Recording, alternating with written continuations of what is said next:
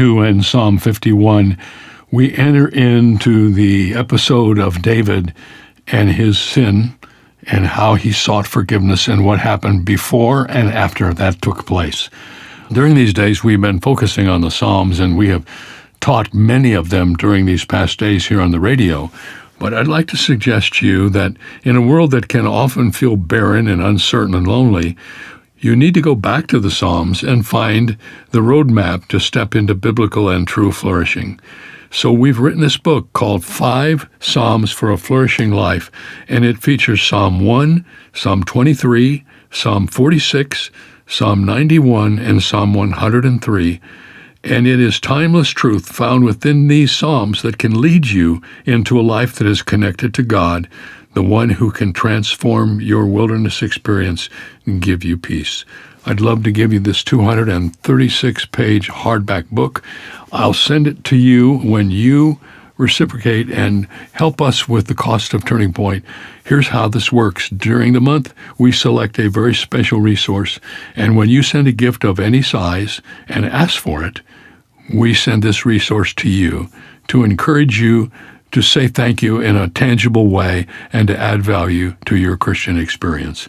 This is one of the coolest things we've ever done. This beautiful book is full of truth and help, and it's beautifully designed. You will love having this book in your home, on your coffee table, where others can see it, and it will cause many questions and open up many discussions.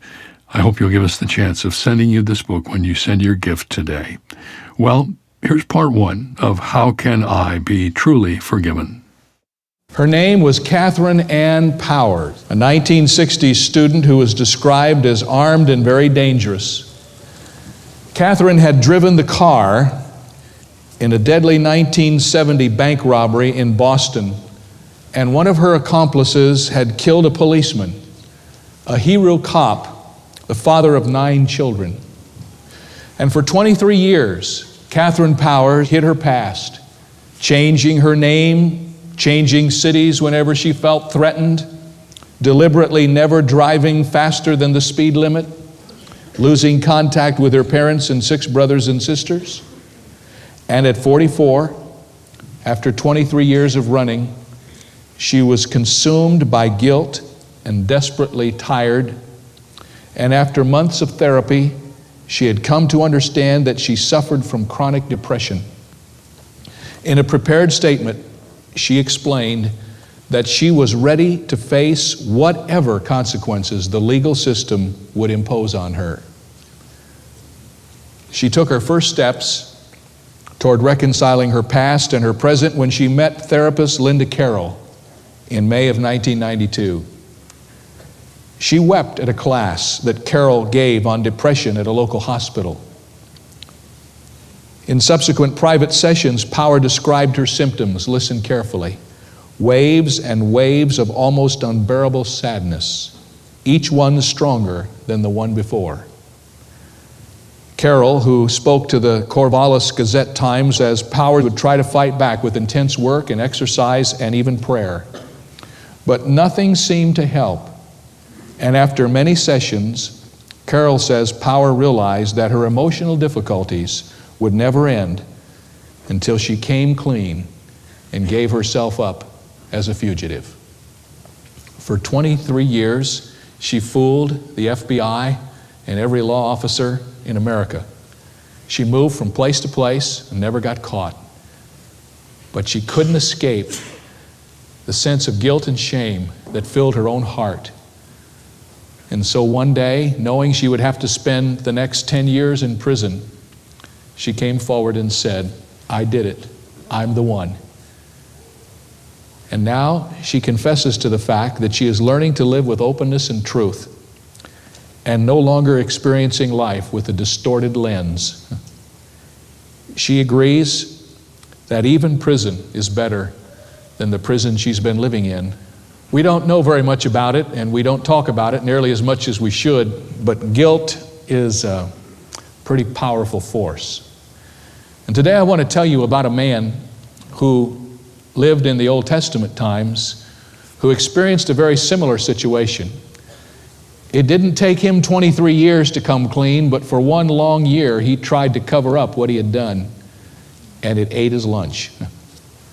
In fact, in the scripture there are two passages that tell the story of David, Psalm 32 and Psalm 51. David was very much like Powers in this regard. He had a much different life before the crisis which plunged him into difficulty. In fact, as you know, David had walked with God for many years. It was widely known that he was the sweet singer of Israel. He had gained a reputation as an incredible prophet, a man who understood the deep things of God. He had been the longtime spiritual leader of his people.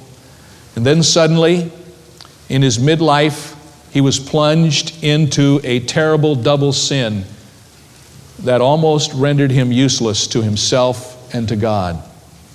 You remember the account. He was on his palace roof one day when he should have been off to war with his troops. And as he was walking on the palace roof, he looked out into the courtyard next to him and he saw a beautiful woman bathing herself. His passion was aroused and he sent over messengers and ordered her to be brought to the palace. He committed adultery with her and realized now that he was in big trouble. Her husband was a soldier in David's army. He was away fighting for the king. And when David found out that through this one-night stand with Bathsheba, she had become pregnant, he panicked and tried to begin to cover up his sin. He ordered, first of all, Uriah, Bathsheba's husband, home from battle. His plan, his ingenious plan was, if I can get Uriah to go and spend a night with Bathsheba, no one will ever know that this is my child. They will think it's Uriah's child. So when Uriah came home from the battle, David said, why don't you go down and spend a night with your wife? He sent home a bottle of wine and some nice food, and he said, just spend a wonderful night at home. Well, Uriah was more honorable than David.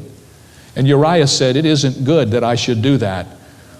My fellow soldiers are out fighting the king's battle. It isn't right that I should be home enjoying a night with my wife. And so Uriah slept on the steps of the palace, and when David awoke the next day, he realized that plan one to cover his sin had failed. Uriah went back to battle, and David's mind continued to turn. If I don't deal with this problem, he thought, it will soon be news throughout the kingdom, and I will be discredited. So he trusted his faithful general, Joab, and he told Joab to send Uriah to the hottest point of the battle so that he would surely be killed. In fact, he said, Joab, what you do is this. You put him at the point of the triangle, you thrust out into battle, and when the battle waxes hot, tell the rest of the soldiers to retreat and leave him there all alone. This time the plan worked. Uriah was killed, and David thought he was home free. When you read Psalm 32 and Psalm 51, a year has passed since this event. And of course, David, being the most powerful man in the world at that time, probably thought if anybody could handle a cover-up, he could. The mourning for Uriah passed, and everybody gave lip service to the tragic death of this valiant soldier. As soon as the mourning period was over, Bathsheba moved into the palace with David and became his wife. The child of David's passion was born, and as we read Psalm 32 and Psalm 51, is now about 3 months old. It is quite probable that the 12 months during which this whole thing had been covered up passed with little discussion of David's crimes. But there were a few people who knew.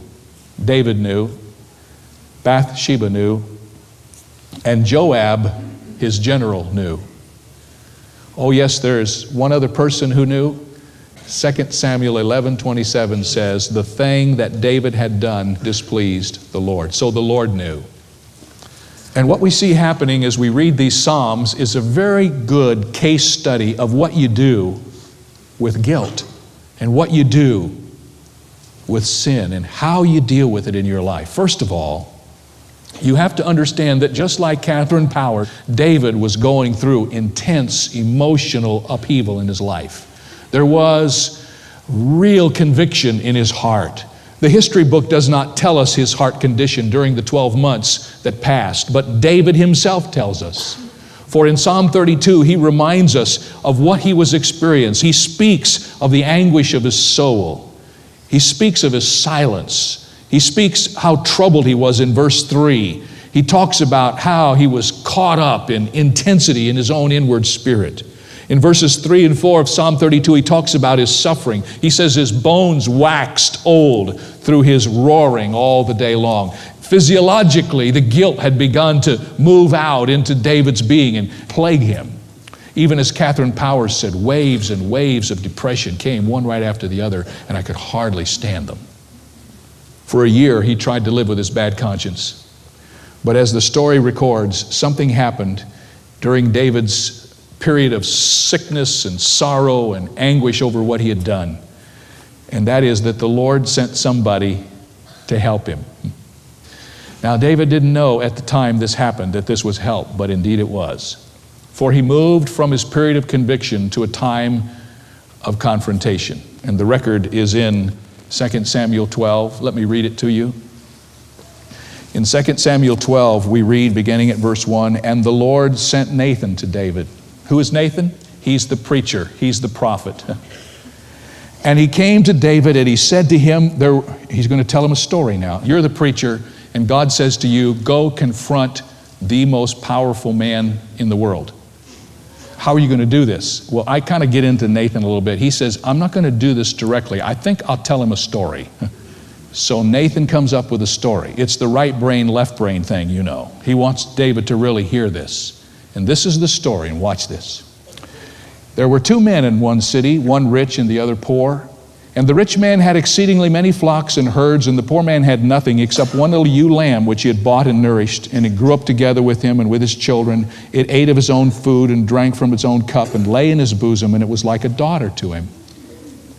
And a traveler came to the rich man, who refused to take from his own flock and from his own herd to prepare one for the wayfaring man who had come to him.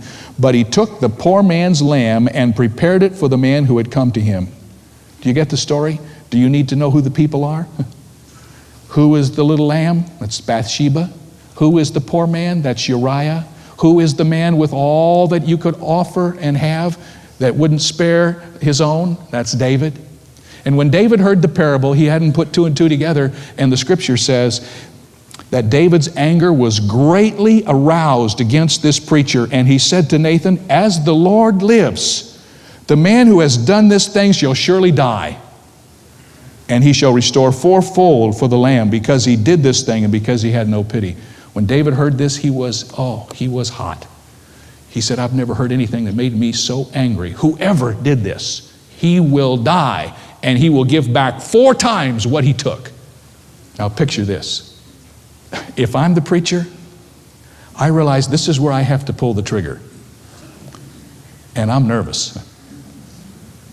Nathan's going to make the application, and the scripture says, and I picture it, he took his long, bony, prophetic finger and stuck it in David's nose, and he said, read the text, "You are the man. You're the one I'm talking about." Wow. You talk about a confrontation. And let me just stop for a moment and say, I know that some of you come to church and you would prefer that we never say anything about sin, and you would like it if we never talk about anything that's negative or anything that might upset you a little bit. But let me just remind you, God sent the prophet to David. David didn't ask for him. God sent him to David. Because the prophet was to have a very important ministry in David's life. He was to help David face up to what he had done. And I don't know this for sure, but if I have to give you my guess as to what David's feeling at this moment when Nathan says, "Thou art the man," along with the overwhelming anguish of knowing now that he has been found out, I have to believe that David also feels a sense of incredible relief. Finally, it's out. I've talked to numerous people who've been through experiences similar to this in terms of morality, and they've covered up over a long period of time when finally the story is told. That's what they've said to me. I was overwhelmed that it was known, but I'll tell you the truth, I was glad it was out. I didn't have to live that way anymore. The confrontation. Could I just say to you, men and women, that usually there's no change without a confrontation? Somewhere along the way, there's going to be somebody that will come and help us to face up to what's wrong in our life. And we will either hear it or we will close our ears to it. If David had pushed Nathan away, David had the power to take Nathan's life if he chose. He could have made him another casualty. But David heard the voice of God, and it was the first step back. And I want you to note that, because the next thing that happened after the confrontation was a confession. And the confession is written for us in David's journal. In fact, if you turn to the Psalms in your Bible and you see the superscription over Psalm 51, you will know that I am telling you the truth when I say this is what David said when he prayed to God at this moment. For the superscription over Psalm 51 in my Bible says this: to the chief musician, a psalm of David when Nathan the prophet went to him after he had gone in to Bathsheba. Interestingly enough, Charles Haddon Spurgeon says that during that whole year, David probably never wrote anything. He couldn't write anything because he was out of fellowship with God. He didn't have any song in his heart. His joy was gone. But immediately after the confrontation, David once again took up his pen and started to make some notations in his journal. And he pens for us in Psalm 51 his own words as he comes back to God. How do you pray? How do you pray when you've been found out? How do you pray when your sin is so overwhelming that, like Catherine Powers, you just can't stand it anymore and you've got to get it out in the open? Well, let me tell you two things about David's confession. First of all, it was genuine. It was genuine. You say, well, Pastor Jeremiah, isn't all confession genuine? Not really. I read about a guy who wrote to the Bureau of Internal Revenue, and the letter said, I haven't been able to sleep because last year when I filed my income tax report, I deliberately misrepresented my income.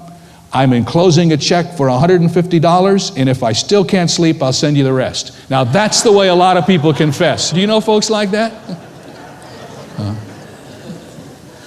Confession for a lot of folks is just telling people what you discover they already know. In fact, in our schools, and I can say this from the high school, junior high, all the way through to college, one of the things we learn when we deal with the problems young people face is that a lot of times kids will come clean when they know you already know what they did. But they won't tell you any more than they think you know. So sometimes you think you got this whole deal wrapped up, and after it's all over, you found out they didn't come clean at all. There's a whole bunch of more stuff you should have known.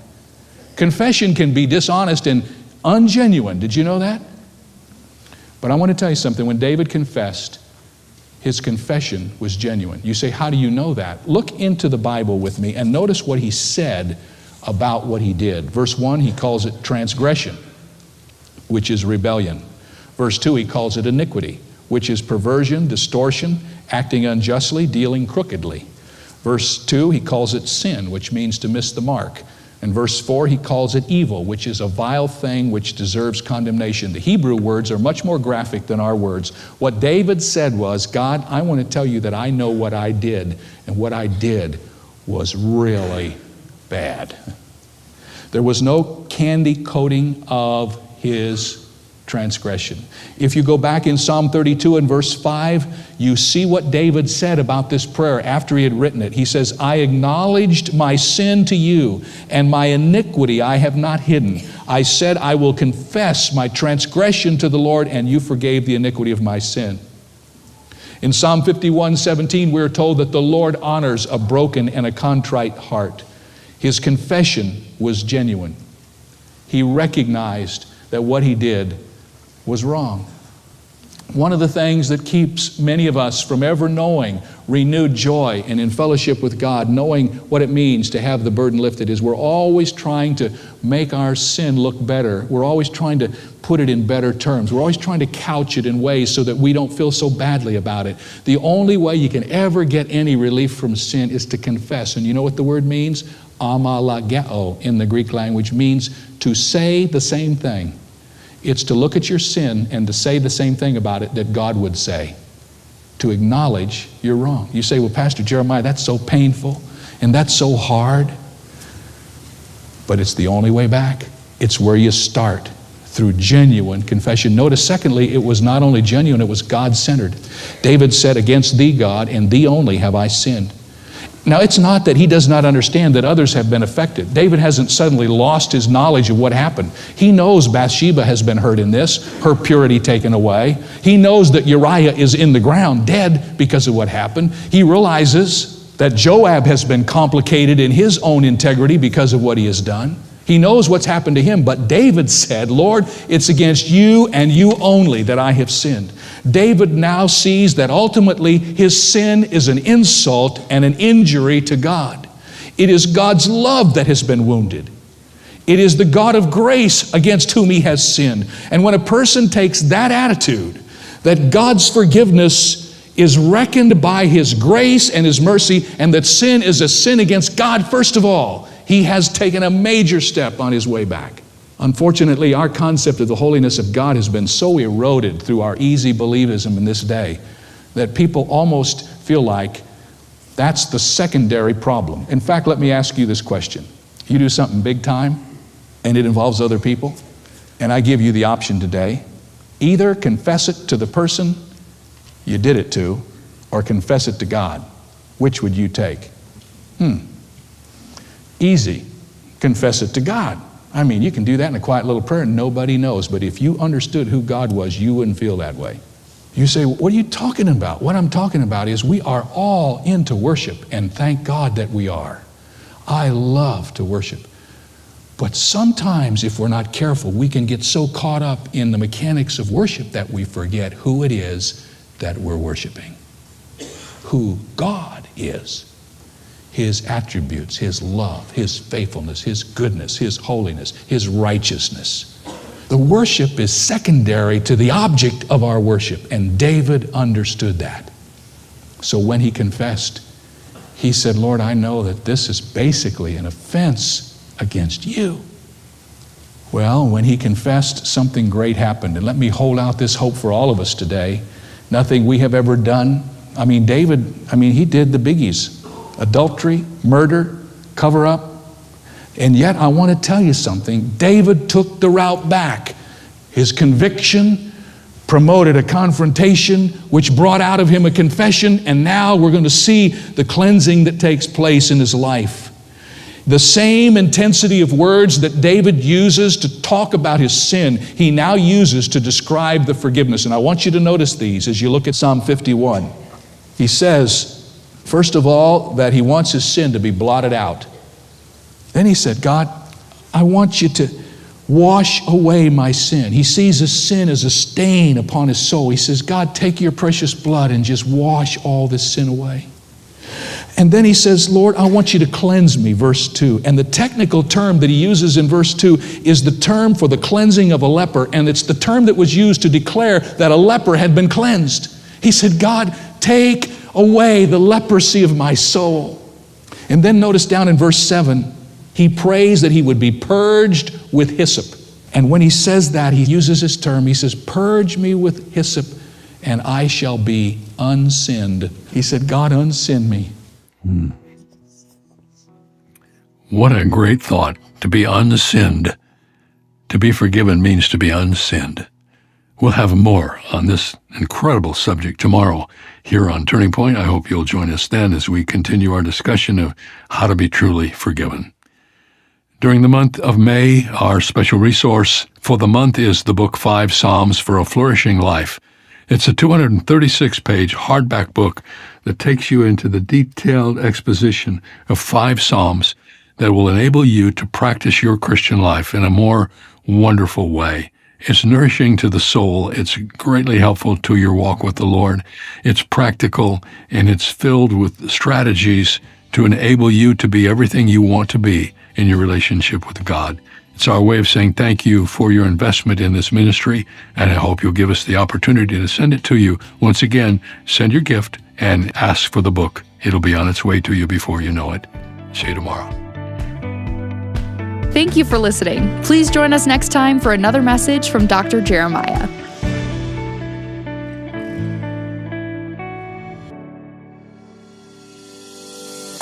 You can also download the free Turning Point mobile app for your smartphone or search in your app store for Turning Point Ministries to access our content.